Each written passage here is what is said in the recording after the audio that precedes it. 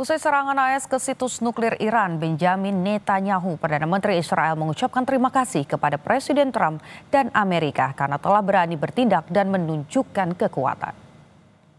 Congratulations, President Trump. Your bold decision to target Iran's nuclear facilities with the awesome and righteous might of the United States will change history. President Trump and I often say, peace through strength. First comes strength, then comes peace. And tonight, President Trump and the United States acted with a lot of strength. Saudara, rombongan gelombang pertama WNI yang dievakuasi dari Iran tiba di Azerbaijan. Inilah foto-foto WNI yang dapat dievakuasi dari Iran. WNI berkumpul di kantor perbatasan Iran dan Republik Azerbaijan sejak Jumat 20 Juni. Kantor perbatasan ini terletak di kota Astara, sekitar 300 km dari Baku, ibu kota Azerbaijan.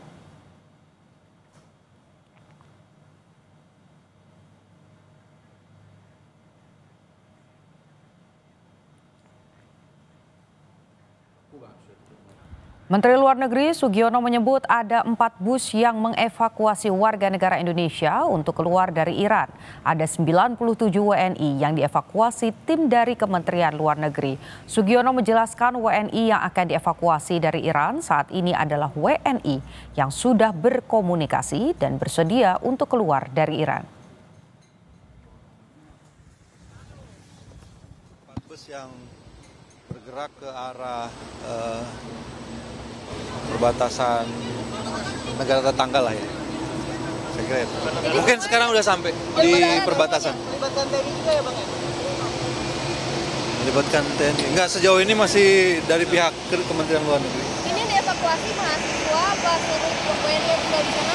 WNI yang sudah berkomunikasi dan bersedia dievakuasi. Berapa jumlahnya Pak?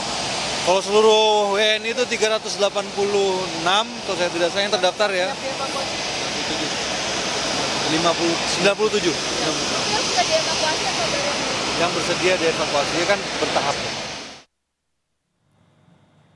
Di tengah konflik Iran-Israel, Amerika memutuskan untuk mendukung Israel dengan mengebom 3 situs nuklir Iran. Seberapa besar potensi konflik kian meluas dan mempengaruhi dunia? Kita langsung berbincang dengan pengamat hubungan internasional dari Universitas Parahyangan, Kisino Bawono. Selamat siang, Pak Kisino.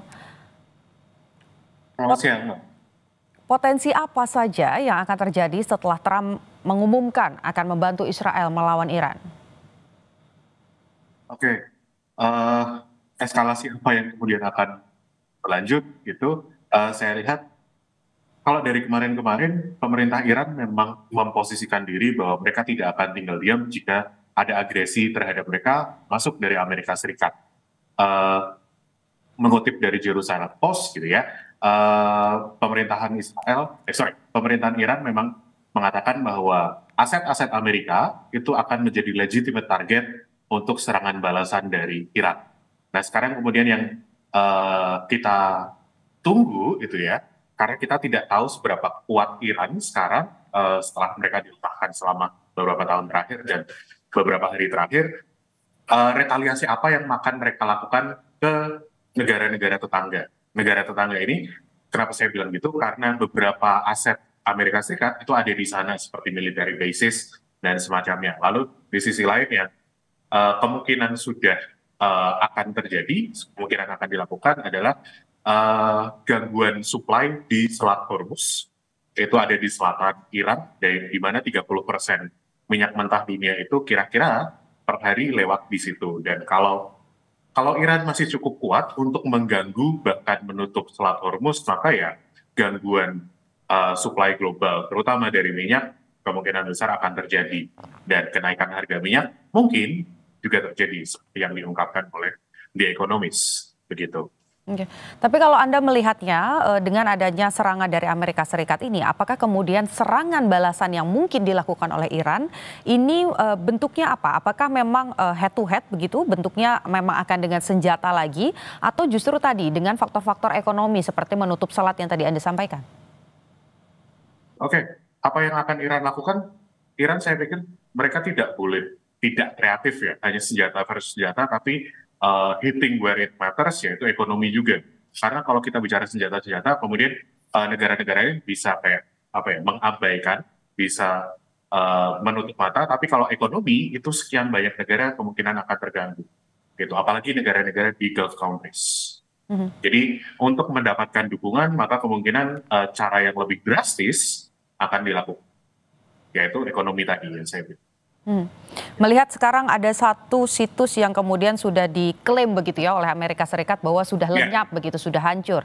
Artinya kalau kita lihat dari kekuatan militernya sendiri, seberapa besar potensi Iran ini bisa yakin atau percaya diri untuk memberikan serangan balasan? Karena Anda tadi sampaikan kan harus punya bergen yang lebih tinggi untuk bisa membalas itu. Kita tahu sebelumnya Fordo ini tidak tersentuh oleh Israel.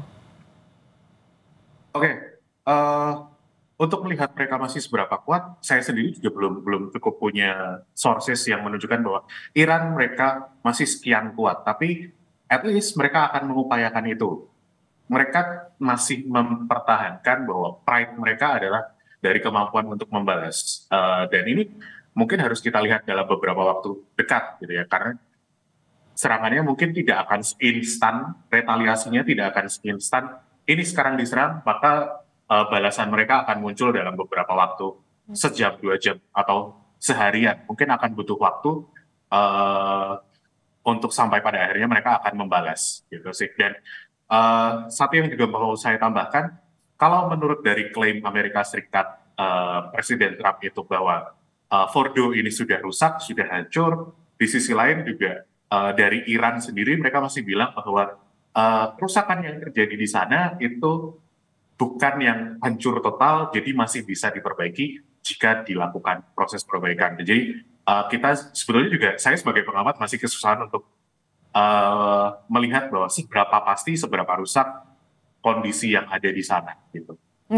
Di closing statementnya Presiden Trump begitu ya, kalau kita kutip dari Twitternya, selain membenarkan bahwa adanya serangan 3 bom, kemudian juga mengapresiasi militer Amerika Serikat, kalimat terakhirnya adalah mendorong untuk perdamaian. Anda sepakat bahwa dengan serangan ini bisa ada damai antara Iran dan juga Israel, atau bahkan sekarang Amerika Serikat nih ikut campur, jadi bisa damai? Saya omongkan lagi apa yang saya bicarakan di Kompas 2 hari yang lalu, bahwa ada istilah dalam politik itu eskalasi untuk deeskalasi. Jadi dalam mendekati perundingan damai atau ceasefire atau apa, perundingan damai secara umum biasanya kedua pihak yang bertikai itu akan menunjukkan bahwa mereka yang lebih kuat. Gimana menunjukkannya? Bahwa dengan cara mereka melakukan tindakan atau agresi tertentu. Nah, dengan kondisi serangan ketiga tempat tadi Isfahan, Fordo, dan satu lagi Natanz, gitu ya. Sementara pihak Israel dan yang didukung Amerika Serikat ini posisinya di atas angin kalau pada akhirnya menuju meja perundingan. Nah, Iran saya rasa mereka tidak ingin tinggal diam, mereka harus membalas karena apa? Untuk pada akhirnya jika mereka mau ke meja perundingan, mereka at least menginginkan posisi yang ideal, posisi yang setara.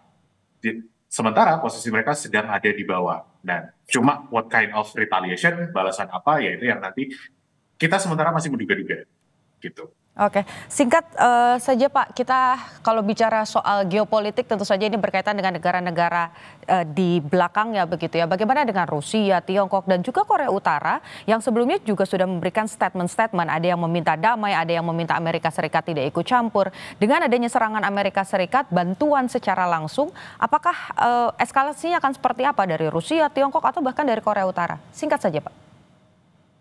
Kalau dilihat geopolitiknya, kemungkinan mereka juga akan merespon. Namun saya masih percaya bahwa tiga pihak besar ini masih mengupayakan cara damai adalah cara yang paling baik, gitu ya. Mereka ingin Amerika dilemahkan, iya. Mereka ingin menarik Amerika untuk join dalam perang. Saya rasa mereka ingin itu, gitu ya. Cuma bagaimana respon dari mereka? So far, at least di publik mereka masih ingin damai. Cuma di belakang, who knows? Oke, baik, berarti kita masih menantikan apakah buntut atau eskalasi dari serangan Amerika Serikat ini apa betul seperti arahan dari Donald Trump begitu ya, bahwa nanti akan bisa damai atau justru mengeskalasi lebih besar lagi. Terima kasih pandangan dan juga pendapat-pendapat Anda tadi berbagi dengan Kompas Siang, pengamat hubungan internasional Universitas Parahyangan Kisino Bawono.